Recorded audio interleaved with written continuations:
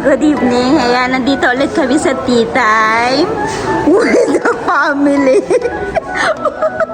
Adam's family.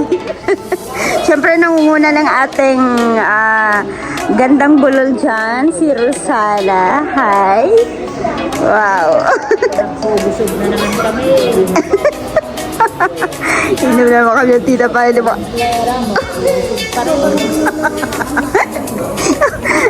At syempre ang aming inahan at ang aming tatay. Ayan na nagyaya na, sana ay natutulog na kami. With the groups. Wow, groups. Ayan, nagyaya si daddy at saka si mami mag-tea time. So kaya nandito kami. Supposed matutulog na kami. Mga walang energy, walang mga kabuhay-buhay. Pero ngayon, ito, alive na alive. Ayan, mag-karaoke lang kami. Kasi today it's Friday, so family day, so suppose lalabas. Ayan.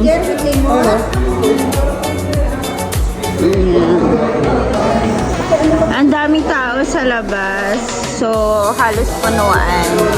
Kaya dito kami naupo sa loob. At saka parang ayaw namin umupo dun sa labas kasi mabaho yung maamoy yung sigarilyo. At least dito malamig, tsaka walang amoy ng sigarilyo. Yung kasama namin yung amoy isda.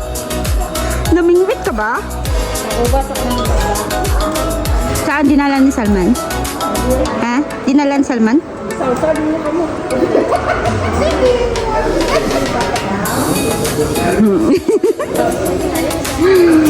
Yan. Ilang araw na ito nagyaya si Mami pumunta ng tea time. Kaya lang laging pagod, busy, mga walang energy. Ngayon lang din kasi Friday din. Tama lang din. Tsaka maaga pa naman. Time check. 10. Wala, yawa. Didik mo pa kita. Alam mo 30. So at least 1. Tulugan na. Ngayon? Nagbabay. Sa I love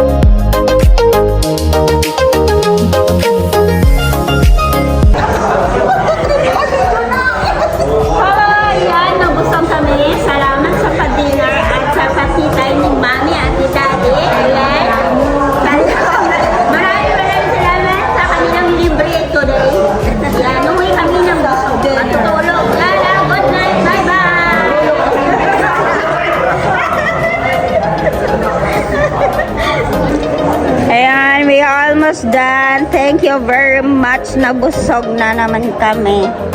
Ayan, uwi na kami. Tapos matutulog. Salamat kay Mami Kadali sa pa-dinner at sa pa-tea time.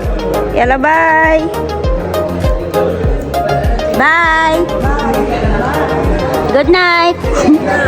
Sweet dreams!